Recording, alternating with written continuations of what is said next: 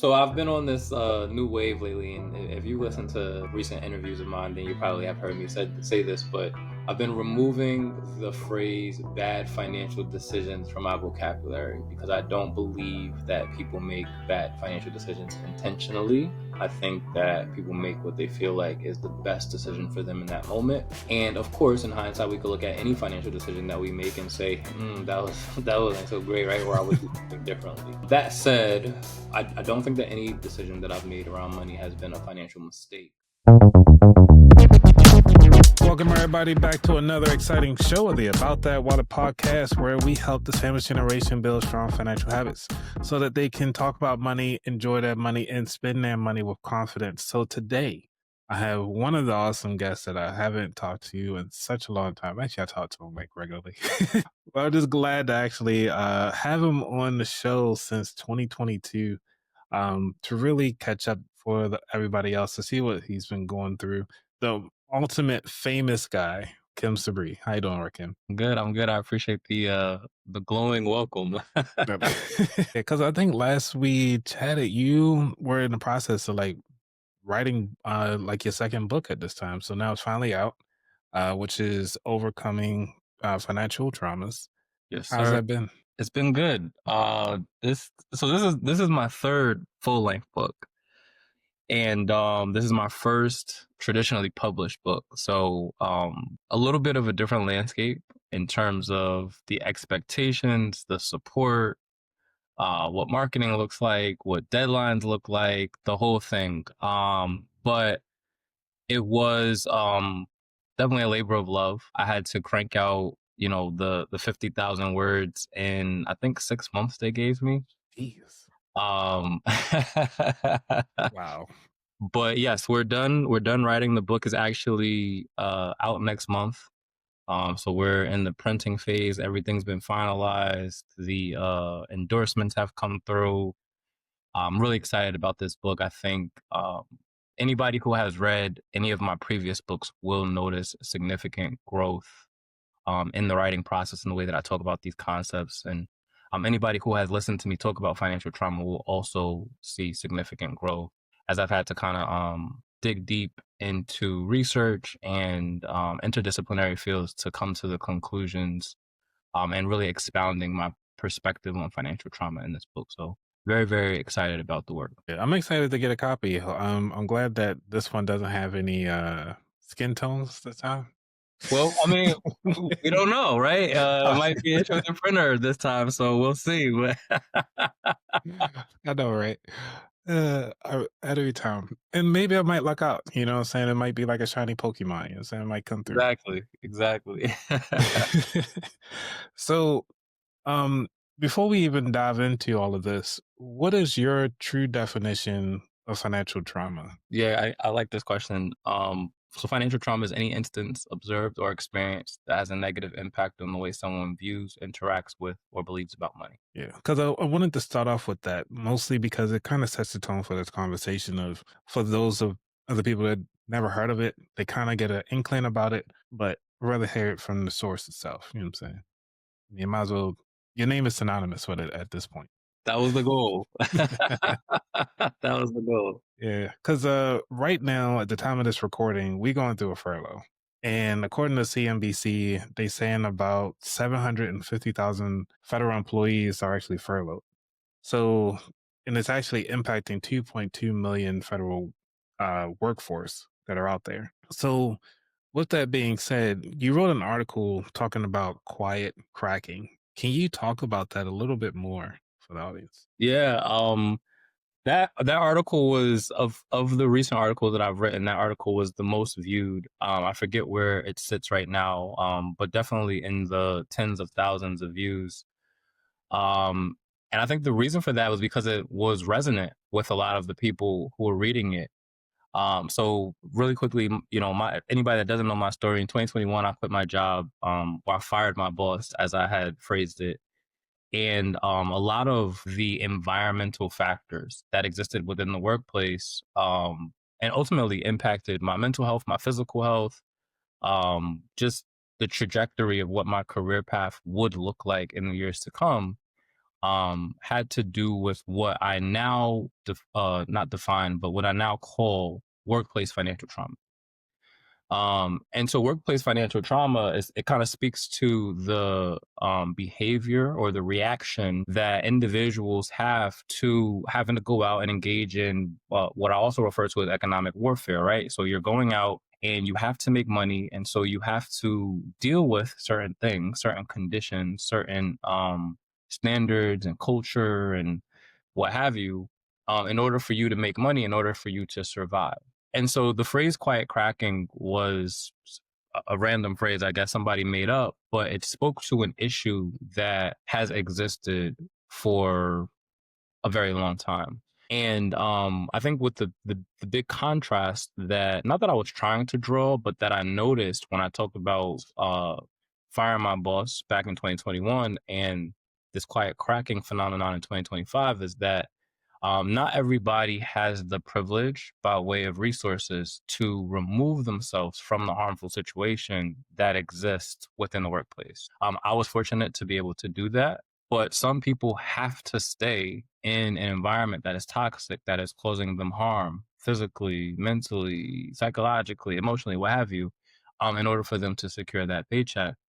And so, quiet cracking, I don't have the exact definition as it was defined, but loosely paraphrased, speaks to kind of like these feelings of desperation that individuals have to navigate in basically continuing to show up at a job that is causing them harm because they're worried about what income looks like or their ability to find another job. And so in today's job market, which looks very different than it did in 2021, people can't just leave and engage in the great resignation like I did, right? In 2021, people were leaving their jobs, they were going to other jobs. It was definitely an employees market. Now employers can kind of turn up the heat and in some ways be very abusive to the employees that they have because their employees don't really have much of a choice. Yeah.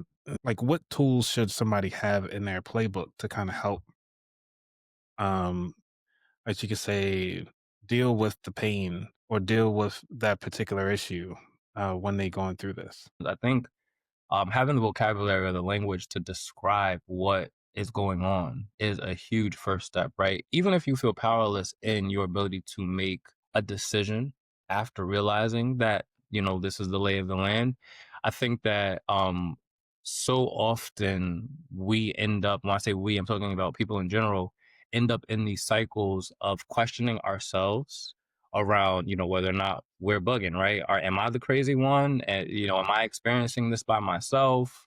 Am I overreacting, right? And so external variables and relationship partners, whether they be employers, whether they be coworkers, friends, partners, what have you, can then play on that and be like, oh, that whole concept of gaslighting, right? Making you feel like you're crazy. And so when people have the language to describe what it is that they're going through and recognize that they're not going through it by themselves, that other people are experiencing something very similar, it takes the focus off of, what's wrong with me and really places the focus on where it needs to be and what is the factors or the variables that are contributing to this experience occurring in many different people. And so for the workplace specifically, I think giving people the vocabulary, workplace financial trauma, describing what it is, what it looks like, what it feels like, is a big first step to helping people realize, okay, it's not just me. Now, what are the things that are within my span of control to do something about? And what are the things that are outside of my span of control to do something about? And how can I focus on the things that I can control? And so then that goes into your conversations around traditional budgeting, investing. How do you prepare yourself for the exit if you decide you want to become an entrepreneur? What skill sets can you take in order of that you can then monetize?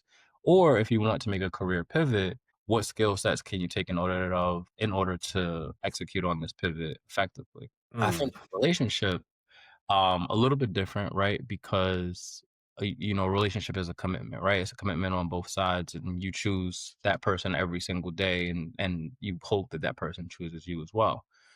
When we add in the variable of finances, and you said something that was, I think, in terms of society, we kind of brush over very quickly, and we don't spend a lot of time kind of assessing the why in this. But finances or issues around finances are one of the top, if not the top, causes for separation in relationships. And so when there is a mixed match, right, in terms of expectations, in terms of values, in terms of um what is norms, what are our money stories, right? And I don't want to be super cliche and sprinkle these financial therapy terms in here, but your money story from childhood and the narratives that you carry into adulthood, what it is that you tell yourself about money, what it is that you believe about money's role in your life, is going to, in some instances, maybe many instances, clash with the money narrative and the money stories of your partner. And so, if you guys are not clear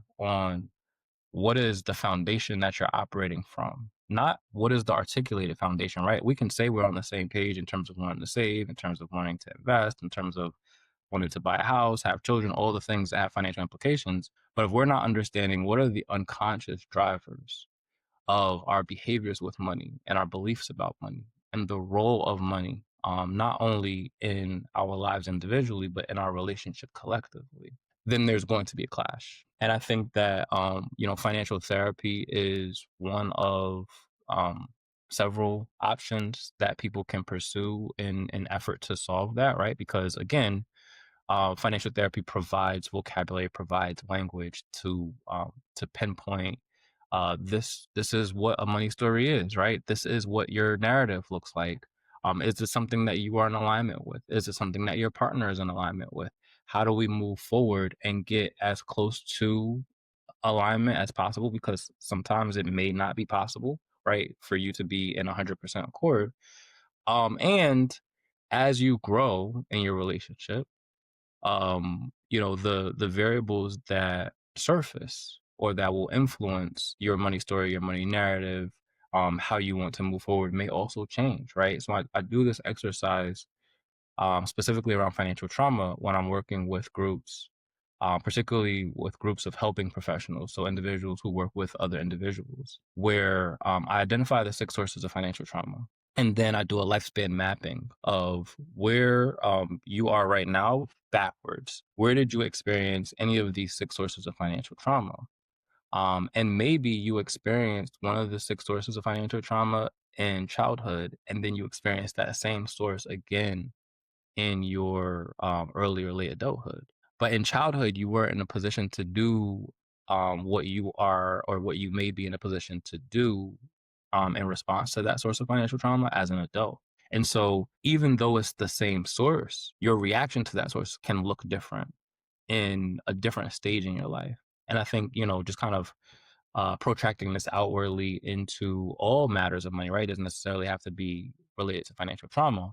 Um, how you react or how you respond to financial stimuli, whether that contributes to anxiety, whether that contributes to stress, whether that contributes to ambition or what have you, can look different in your 20s than it does in your 40s or your 60s or your 80s, right? Because your needs are going to look different. And so there's this constant need to calibrate and recalibrate with yourself and with your partner that I think can act as at the very least a retardant to that random, okay, I'm done, like I can't handle this anymore. But in the best case scenario can act as kind of an indicator that okay, we need to get back in sync and figure out, how do we get as close to alignment as possible. Yeah. So that was a lot, dude. Not to unpack, but one of the things that caught me off guard was if you can go into detail a little bit about the 6 sources of financial trauma, because a lot of us we might experience it but don't even know where the sources come from. And I want the person that's listening to this right now to kind of say like, okay, this is something that I can take action on, or at least do my homework on while I'm going through the day, whether or not if I'm furloughed or not, or if I do have to go to work, or if I'm going about life. Yeah. Um, I don't want to call it an oversimplification, but in the process of writing Overcoming Financial Trauma, I wanted to talk about financial trauma through several different lenses at the same time. Because when we hear the word financial trauma, or when some people hear the word financial trauma, it just feels very heavy. And it's also often associated with singularly financial hardship or poverty. So the idea that I wanted to surface is that financial trauma is agnostic to your income, your age, your race, like all of these variables that we often just kind of categorize in this little box and say, okay, if you meet this criteria, if you check off these checks on the box, then you are experiencing financial trauma.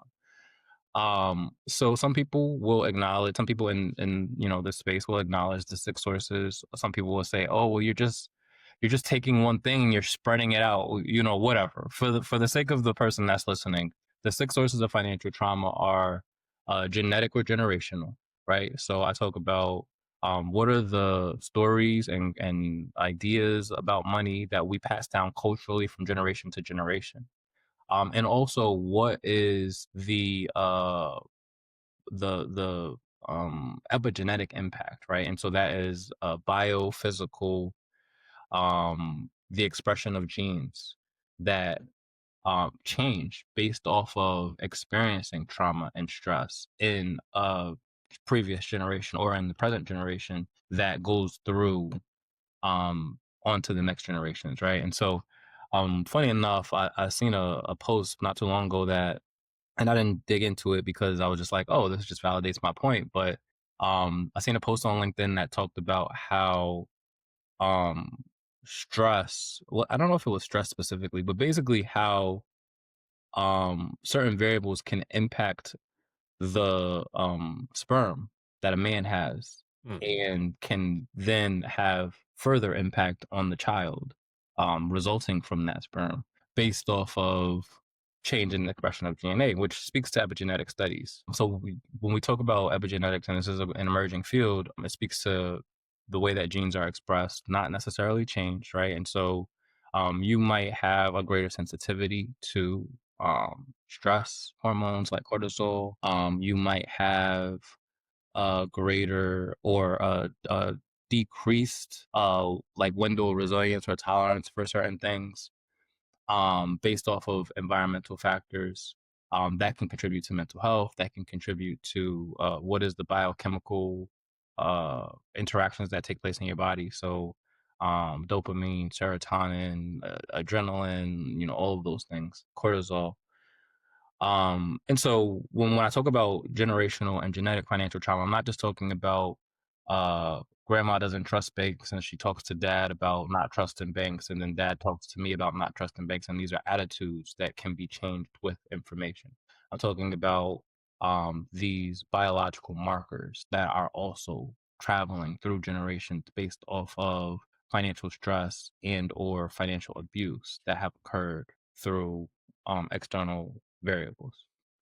So that's number one. Two is vicarious or observational. So that's the second source of financial trauma. Is probably one of the ones that flies under the radar. So I talk often about how our financial socialization will have us very early identify people in groups of the haves or the have-nots, and based off of that group of the have and the have nots, we see how individuals who are a part of the have not groups are treated, and many times are treated poorly. And specifically speaking about a population of homeless individuals, we see how homelessness is criminalized, increasingly being criminalized. We see how people who have less are often thought of or talked about as if they deserve less, as if they are useless eaters, right? As if they are not intelligent, as if they are whatever, right? You fill in the blank, and we start learning this as early as childhood, right? When we go into elementary school, when we go into the parks and we look at what kid has the Skechers and or the Payless shoes versus right. So like Yes. these are things that are part of our financial socialization that we carry into adulthood, And so, to me, it's not a surprise that individuals are living above their means to try and show off for their friends. It's not, I think so often it has been categorized as a mixed match in discipline and values, and not so much in terms of what it is that we pick up through observation around how people who don't have money are treated. So that vicarious financial trauma can have a profound impact on how we engage with money because of what we see or observe about people who don't have money or who have less money. Even if we are a part of that same group, we don't want to identify with that group. So generational, genetic, vicarious, or observational financial hardship or poverty is a third one. That's the one that is most often associated with financial trauma.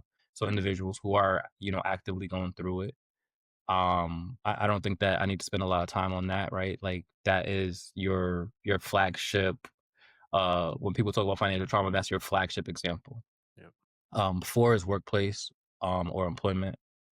And so I talked about that briefly. Like the workplace financial trauma is the abuse, I'll use that word, that you experience in the workplace. And it can be kind of a overt or covert abuse, right? Like you may have to engage in a practice of code switching in order to get the raise, get the promotion. You may have to adopt a completely new identity in order for you to make money.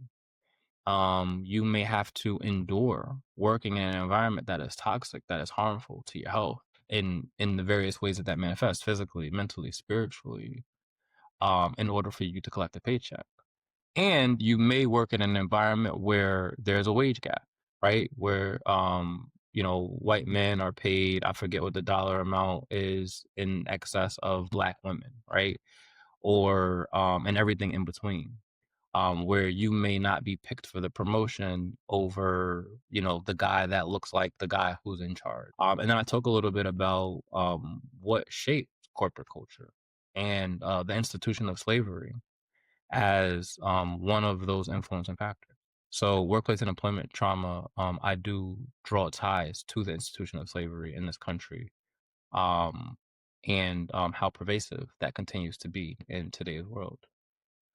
Number five is institutional or systemic financial trauma. So I talk about the government's role in financial trauma. I talk about the institution of financial services role in financial trauma. So that's where your classic redlining, that's where your predatory lending, that's where your, I mean, we're seeing a lot of this in today's world with, this current administration um, doing crazy things, right? Rolling back policies and Yep. even what has contributed to this government shutdown. It's a strong example of institutional and systemic financial trauma, right? The government is really abusing its power. And then the last one is family, society, and religious financial trauma, right? So these are the expectations that your family might have of you based off of a certain income level, based off of a certain age level, right? Like they may expect, oh, by this time you should have the house, by this time you should have the wife, and you should have the kids, by this, oh, you're making this money, you should be giving back to the family. And I lump that in the same category of societal norms and culture that says this is what you should be doing, this is where you should be, and also religious.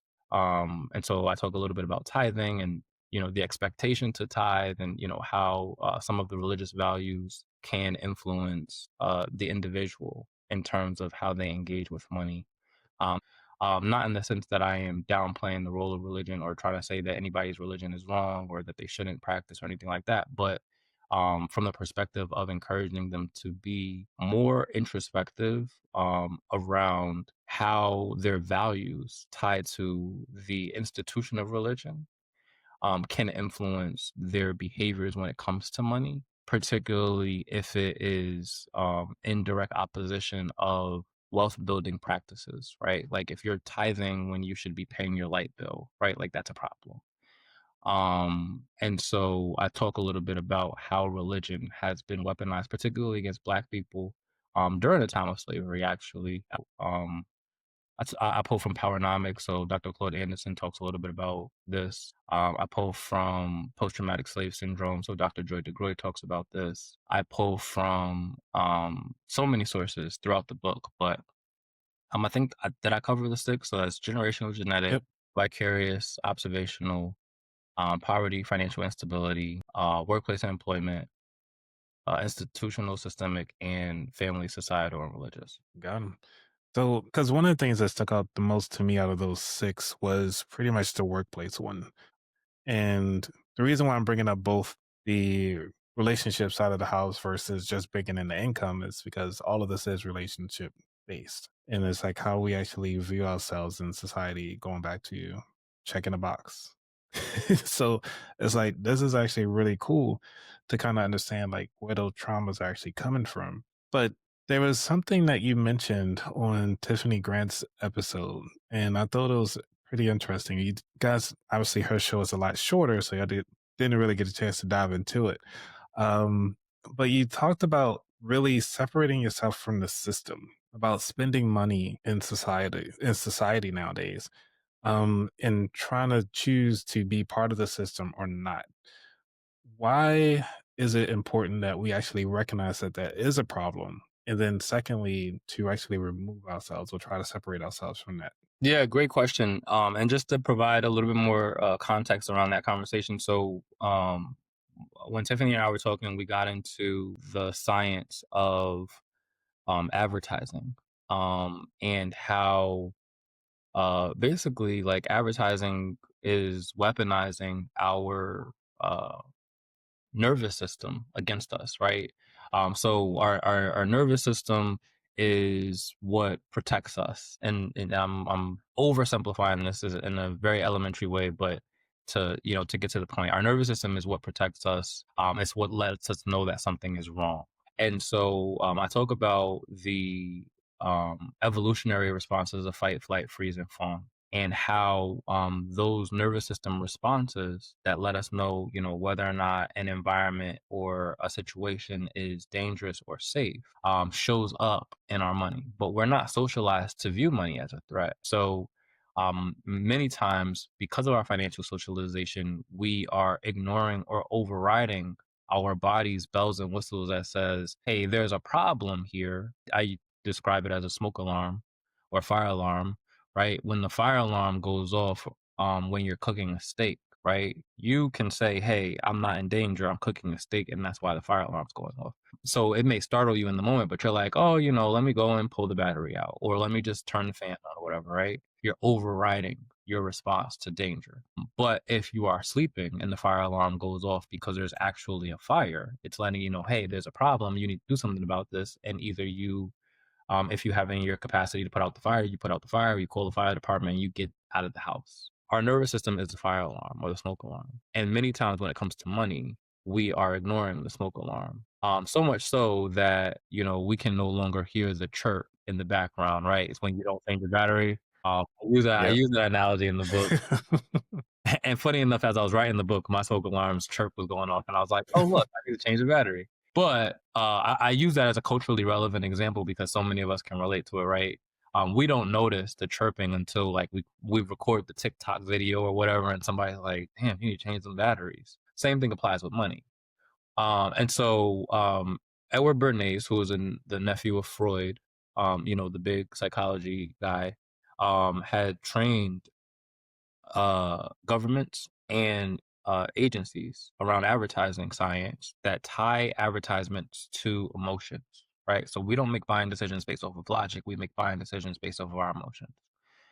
And because we are constantly in a state of dysregulation, and we're looking for ways to regulate our nervous system. You think about the news cycles tied into the mass marketing efforts of advertising through social media, through traditional media. Everywhere you look, there is some kind of signal telling you you need to buy this thing in order to be happier, better, loved, more attractive, slimmer, whatever, right? Everywhere you look, you're being bombarded with messaging that tells you you need to spend money. And because you recognize that you're in a dysregulated state, but you may not understand why you are dysregulated, this messaging is giving you the solution and saying, hey, if you get this thing, you'll feel better, right? And so we're constantly engaged in this culture of consumerism that tells us if we spend the money, we will be or we will feel better. And then we spend the money and then we have to jump back right on the hamster wheel. This is by design. And so in that conversation with Tiffany, I was talking about, first of all, becoming aware of the fact that this is science that is being weaponized against us. A dysregulated person is a profitable one. And so, as long as our media and government can keep us in a dysregulated state, we will continue to spend money and we will continue to engage in this culture of consumerism. But if we can identify that we are dysregulated and then engage in practices that bring us closer to regulation, then we recognize that we don't necessarily need to spend as much as we think that we do. And we can be intentional about how we respond to advertisements, or how we remove ourselves from even being bombarded with the advertisements in the first place. And I believe that it's getting increasingly more difficult to do so because of technology, right? We are constantly attached to our phones, our tablets, now watches, rings, sunglasses, you name it, that have notifications that constantly go off. That's like, hey, hey, hey, look at me, look at me. We know that the social media platforms reward content that keep you on platform, right? So the goal is to keep you looking at your screen longer. And while you are looking at your screen, there is greater opportunity for individuals to place advertisements in front of you. This is all science, right? This is all by design. And so I talk about that very briefly in comparison to our nervous system and our evolutionary responses, because where somebody might engage in a flight response from responsibility, from the stress or the danger of a situation, like paying their credit card bill or paying their rent or whatever. um, I think what is hallmark of the flight response in comparison to the freeze response is that you are constantly looking for ways to stay busy so you don't have to address the issue at hand. Well, what better way to stay busy than to go out and spend money that you don't have, that you should be spending on, right? The responsible thing, Exactly. so that you can get the dopamine hit, so that you can feel better in that moment, right? And so this goes into some of the narratives that we hear in the financial education space around people feeling like, oh, I deserve this, right? For retail therapy, or I deserve a treat or whatever. And I think that, it's tricky to talk to people about, because on the one hand, yes, like I agree, you do deserve. But what are you taking away from in the process of pursuing what it is that you deserve? And what are you trying to solve for by spending your money in this way? And certainly I'm not immune to it, right? Like I fall victim to this just like everybody else does. But I think that when we understand what's happening, again, this talks about this idea of exposure, which is the first step in the framework that I introduced in this book, right? When we have language, when we have vocabulary, when we understand kind of what is the rule of the game that we're playing right now, then we can make more informed and more intentional decisions that make financial education, or financial literacy, as it's been popularized, more effective, right? Because the issue is twofold. It's that people need to learn how to navigate these financial systems by way of financial literacy, but also that these financial systems are weaponized against us in such a way that if we don't understand the weaponization piece, then we're going to engage in these financial systems. We can have all the financial literacy in the world, but now that we're being taught how to hold on to more money, we also have the ability to spend. It's a gimmick, man. Like, when can we get back to just trading rocks? But I have to say, like, one of the things that got me, even like you said, just being on social platforms all the time and getting us to spend money in certain places. But one of the things I've noticed that even my own actions, because I've noticed when I saw your when you started coming back on social, you started showing off that you going back to the gym. And I was like, man, this guy gonna be buff. I gotta hurry up and get ready because I'm not sure he's gonna show up at FinCon. I gotta be ready. So I started hitting my normal 150 push-ups a day just so I can, when we do the grip, saying? Like, yeah, it's all together. But that's one of the things that I guess that comparison narrative, and I guess we have to understand our own triggers as well on what triggers us to spend money, and also the triggers that cause us to run away from money, going back to the nervous system. So I have a lot to learn. But at least this time it didn't cost me money. I could just sit here and do my own push-ups. I ain't gotta go to the gym. It's like you're getting your method man going on over there. Man. How's that been, by the way? Has it been helpful since you've been writing the book? Everything was done. You able to focus on that? So jumping into a little more personal, I guess, side of Rakim's life. Last year was probably the most unhealthy year for me in the recent past. I did not go to the gym at all. I was eating at Chick-fil-A like regularly. And if I wasn't eating at Chick-fil-A, then I was eating at Shake Shack because I had just discovered Shake Shack and I was like, these are good. Fresh burgers, But man. the amount of calories in those foods, and fast food in general, but in those particular foods were ridiculous and I wasn't paying attention because I didn't care. The food made me feel good. And, you compound that with drinking alcohol, you compound that with not working out, you compound that with just having a sedentary lifestyle. Not only did I gain weight, but my cholesterol skyrocketed. And so I went and had my annual physical, and my doctor's like, what the hell is going on? And I'm like, I can't explain. And so fortunately though, at the midpoint of last year, so June 1st, I decided I was going to stop drinking altogether, which was tough because I drank socially. So anytime I would go out, I would, grab a beer or grab, some kind of whiskey drink. And I got to a point in my, talking about this idea of masculinity and what it means to be a man. I had gotten to this point in my manliness where I was very proud of being a whiskey drinker. And like, I'm like, yeah, I like this kind of whiskey and I could drink this whiskey neat or I could drink this whiskey on the rocks. And, I don't necessarily need to do the girly drinks, but I could do like margaritas and mojitos and all that other stuff. But, um, the alcohol was contributing to my cholesterol. And I was like, it's a net positive really to not drink it because the recovery, at this age is harder to rebound from. And it's not beneficial to me. So I stopped drinking June 1st. Hit a year this year, June 1st. Congrats. Thank you. And it was a lot in the beginning it was hard, but it was not as hard as I thought it was gonna be, right? It's like, do you really drink alcohol? And now so many places have, mocktails and you can supplement with tasty beverages or maybe not so tasty beverages that imitate drinking alcohol. So but I don't know what it was. It was like some kind of like psychological barrier because I wanted to go to the gym all year Mhm. last year, like from January 1st on. I kept telling myself, okay, I'm gonna go, but I kept making excuses not to. And from a money perspective, I paid for my gym membership the entire year. I just didn't go. And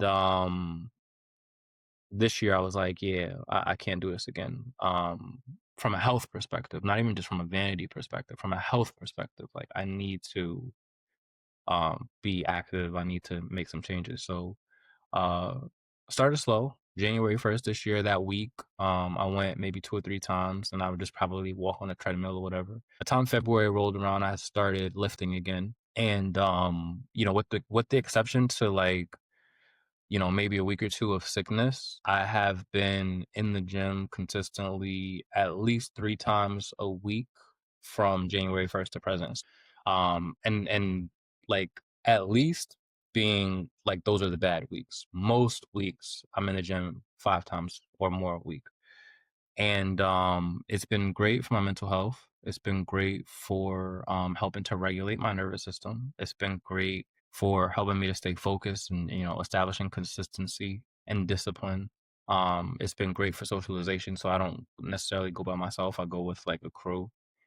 And so during that time period I could push myself, I could do more because I have the support of other people who are like-minded. And it helps me sleep better, it helps me relax. Like there's so many benefits to working out and to lifting heavy. But I've also started to, in this half of the year, I've really, like, we're in the last quarter, a focus on how other ways of exercise can also exist and me not feel bad about not lifting heavy, right? So stretching counts, yoga counts, walking counts, running counts, like all of these things that you can do in addition to or instead of lifting.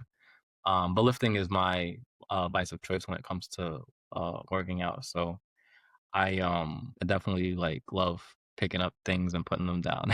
Right. So for those of you who listening on the audio, you might have to check out the video feed. Notice he's filling out the whole frame here. Like, you know what I'm saying?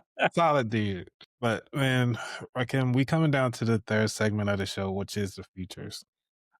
We talked about health. We talked about the psychological side of the house as well.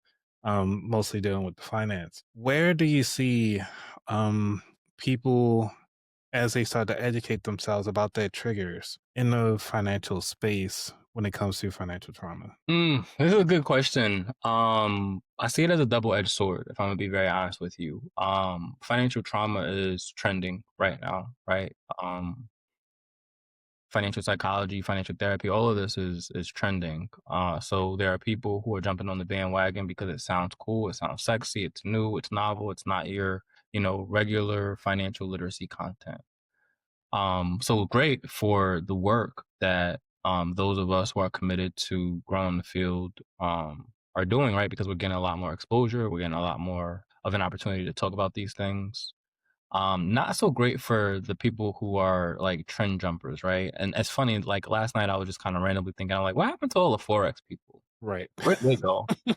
And then, the turn into the crypto bros and the NFT bros and then the trading bros, and it's just like people jump ship. And that's one thing that I'm very proud of over the last let's call it 5 years or so. I've been singularly focused and dedicated to the work of financial trauma.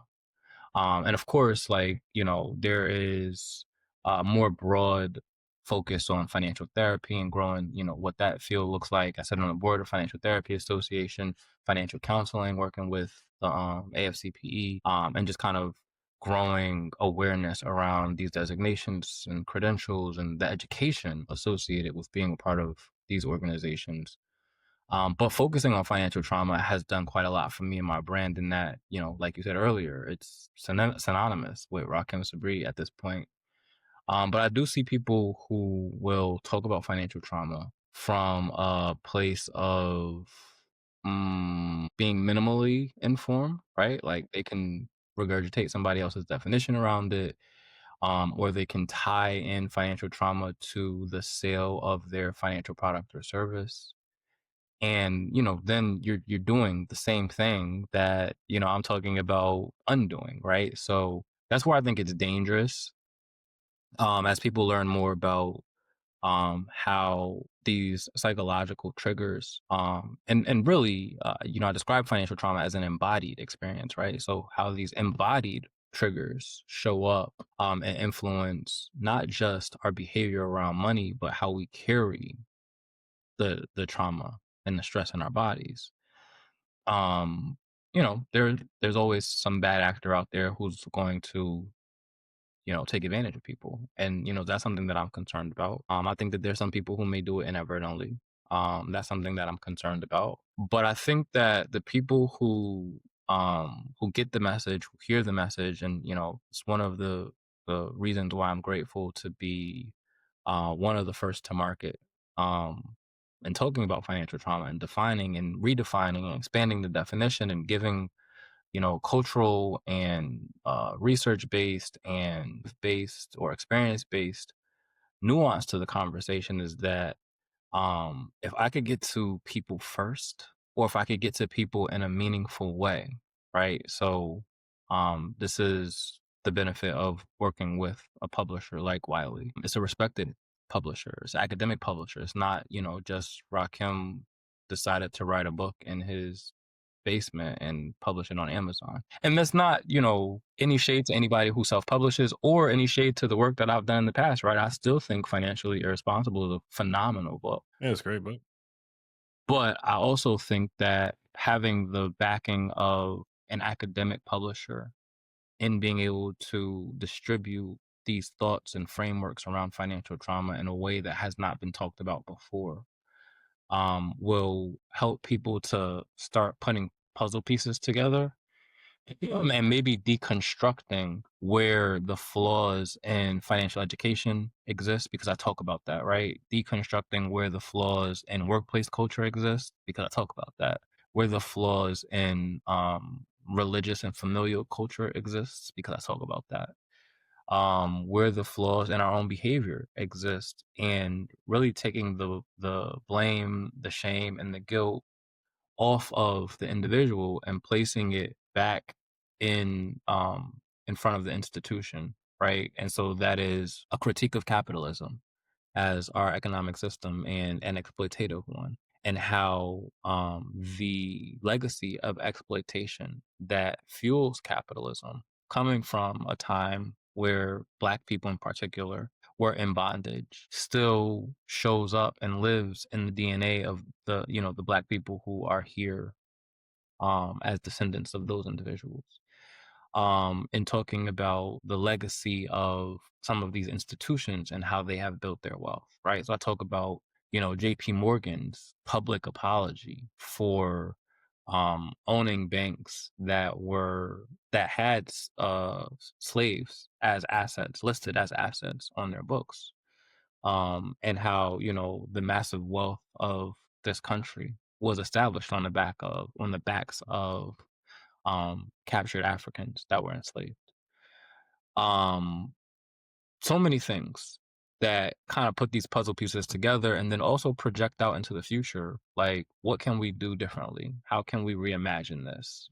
Um, you want to be a capitalist as a Black, brown, yellow, green, pink person, cool. But like, this is what you can do with your money to be impactful as a part of society. I talk about this idea of individualism versus collectivism.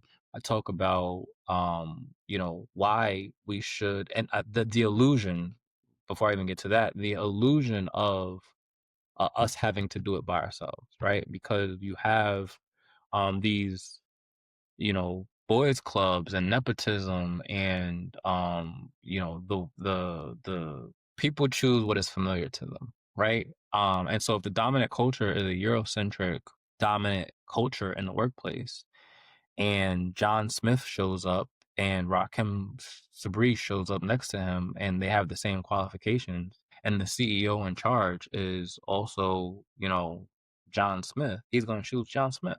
All right. Like, and so understanding human psychology, the neuroscience, what's happening from a perspective, all of these things, financial therapy. I talk about Reiki. Actually, I interviewed Stephen Hughes. He's the only Yeah. person that I interviewed for this book. I interviewed Stephen Hughes. He makes an appearance in the book, talking about Reiki, talking about somatic healing practices, talking about ancestor veneration. Talk about that in the book as well.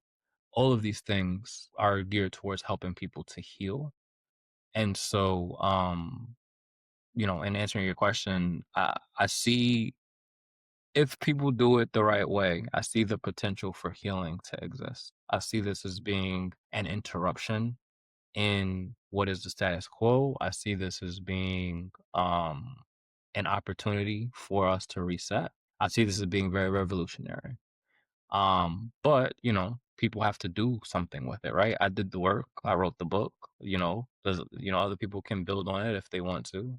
I'm going to continue to build on it, but then other people can co-opt and exploit it. And I think one of the things that somebody very close to me had cautioned me of as I was writing this book was, he says, Rakim, when you put this book out into the world, it's no longer yours. You need to understand that.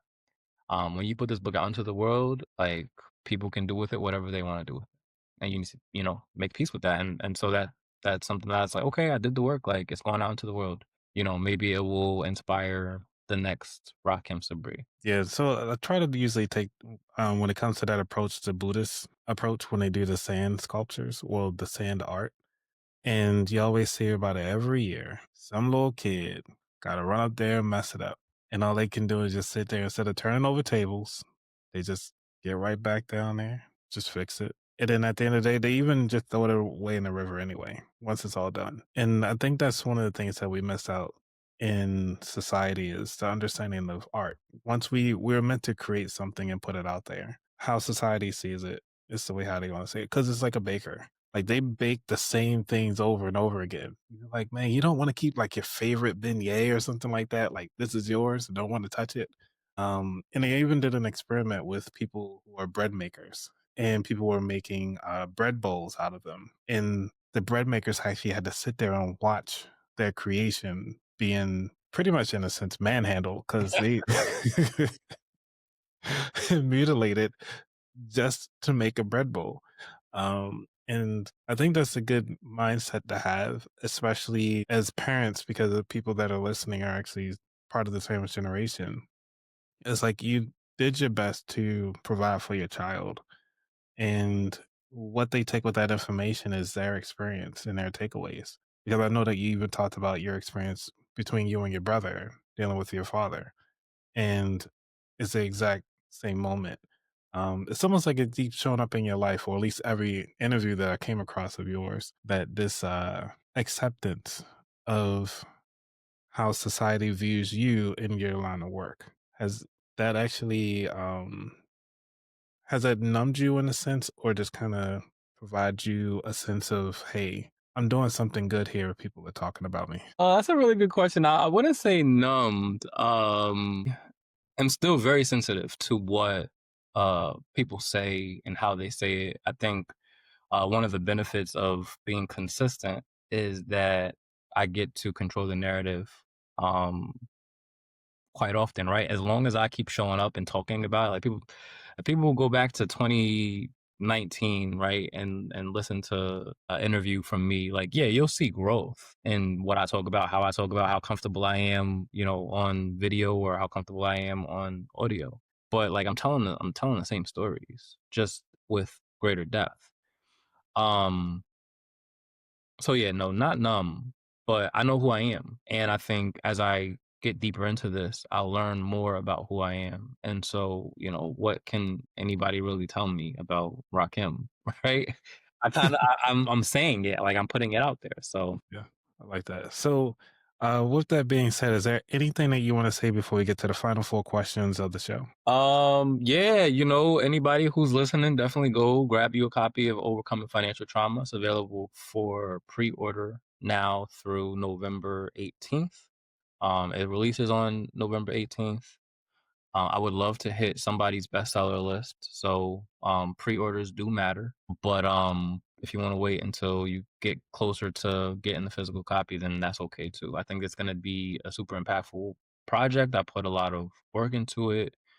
And yeah, I'm gonna keep hyping it up until the next project and even beyond that. Awesome. Well, all right. So, you ready for the final four questions? Let's do it. Awesome.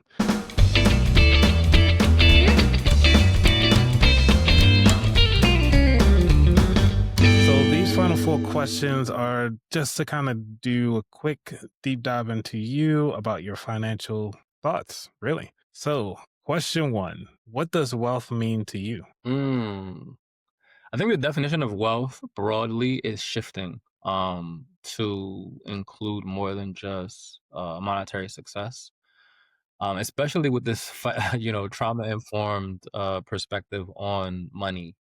I do know that more money does not necessarily equate to greater happiness. It just creates more opportunity for you to do things that maybe make you happy. So, my definition at this moment of wealth is including physical, mental, and spiritual health. Um, in addition to having your basic needs met and maybe enjoying a luxury here or there. Like that. Number two: what was your worst money mistake? Mm. So I've been on this new wave lately, and if you listen to recent interviews of mine, then you probably have heard me say this, but I've been removing the phrase bad financial decisions from my vocabulary because I don't believe that people make bad financial decisions intentionally. I think that people make what they feel like is the best decision for them in that moment. And of course, in hindsight, we could look at any financial decision that we make and say, that was that wasn't so great, right? Or I would do something differently. That said, I don't think that any decision that I've made around money has been a financial mistake. But if we're looking at it from a purely traditionalist's perspective, I'd have to say, leaving my job in 2021 was, the worst financial decision that I've made. But, you know, broadly, like going back to that definition of wealth that I just provided you, leaving my job in 2021 was the best decision that I've ever made in my life. So, take that with the grain of salt. All right. Which brings us to number three then. Is there a book that inspired your journey or changed your perspective? There are several. Yeah, there are several. I definitely want to shout out Dr. Resma Menakem, who is a New York Times bestselling author of My Grandmother's Hands. He has several other books out there, but he describes himself as um a somatic abolitionist, I believe. And before I started writing Overcoming Financial Trauma and just talking about financial trauma, I had several people in the trauma space or who are trauma aware ask me if I knew who he was and say that our work is kind of similar. So I picked up his book before I started writing Overcoming Financial Trauma, and his focus is on racialized trauma. It talks about it from an embodied perspective. But I think there was one line in My Grandmother's Hands that changed the trajectory of what overcoming financial trauma and the way that I talk about financial trauma looks forever. And that was that trauma is not a psychological event exclusively, it's a body event. When I understood that trauma is physical, it's a bodily reaction and not just something that's in our head, changed the whole paradigm for me in how I view financial trauma, how I discuss financial trauma, how I discuss healing from financial trauma. And so big shout out to Dr. Resma Menakem. Huge fan of his work. I've had the opportunity to talk to him several times in the process. He's actually read Overcoming Financial Trauma already. So Congrats. um got his nod of approval, and yeah, big shout out to him. Nice. Number four. What is your favorite dish to make? Who stewed chicken is my favorite dish to make. And what's funny about the way that I make stewed chicken, this might be blasphemy to some and maybe not to others. I have had a very multicultural upbringing growing up in New York, of course. And so I love Dominican food and I also love Jamaican food. And Dominicans make stewed chicken one way. And Jamaicans make brown stewed chicken a very different way. When I make stewed chicken, I combine the Dominican and Jamaican approaches to stewed chicken. So my stewed chicken is always brown, but it's good. That is like if I want like some serious comfort food, Right. I'm gonna make me some stewed chicken, and it's my favorite thing. I mean, I make a lot of things, but that is my go-to. Nice. Yeah, I'm sure people will be like, they ain't you. People like, well, they might be in one camp or another camp more than the other, but so really, the thing is, I don't know if Jamaicans use sugar in their browning of the chicken, but Dominicans do. So like they get the big pot, they put the oil gets hot, they put the white sugar in the oil, and then it caramelizes. And then when it caramelizes, you throw the chicken on there and you brown the outside of the chicken with the caramelized oil. And that's when you go in, you start cooking. But like um everything after that is more leaning to the Dominican side, but I use like some of the Jamaican spices and seasonings and stuff like that in my food. So Hey, look, long as you like it, I love they it. love it. Right? And I have complaints. My mom likes it. My sister likes it. It's a fan favorite. So Nice. All right. So this is the very last question of the show, which is where could people find out more about you? to Google, Right. right? You gonna go back to that I'm was the first thing you everywhere. But said. Google me, baby. Like I definitely want to direct people to my website because that is the place that I can control, right? So rahkimsabree.com. I am a speaker, I'm a writer, author, financial therapist. I work with organizations in mostly a trainer trainer capacity. I don't do as much one-on-one anymore. Not because I don't love doing that work, but just the capacity is not there. But occasionally I'll do one-on-one work. I love writing. There's so much writing online that you can find between Substack, my column with Forbes. I've written for probably every major publication that there is to write for. But then of course I love speaking, and so there's a host of interviews that I've done on YouTube, on Spotify, on Apple Pod. Like you type in Rahkim Sabree, some stuff is gonna come up. So anybody who wants to like really do a deep dive on my professional career can find information about me. But I definitely want to point people to my website, rahkimsabree.com. awesome. And Rakim, thank you so much for coming through on the show. The person that's listening right now, if you got anything out of this and you made it this far, by all means, go ahead on and like, and if you haven't already subscribed, definitely subscribe. Share this with somebody else who's going through some tough times right now, especially with the furlough, or they coming out of the furlough by the time this is coming out, or even just switching jobs and just don't know what to do with themselves financially. This is a great episode to kind of get them to restart. And by all means, please make sure to remember that you only can put on one shoe at a time. Don't hurt yourself trying to put on two. All right, everybody. Y'all be safe. We out. Peace.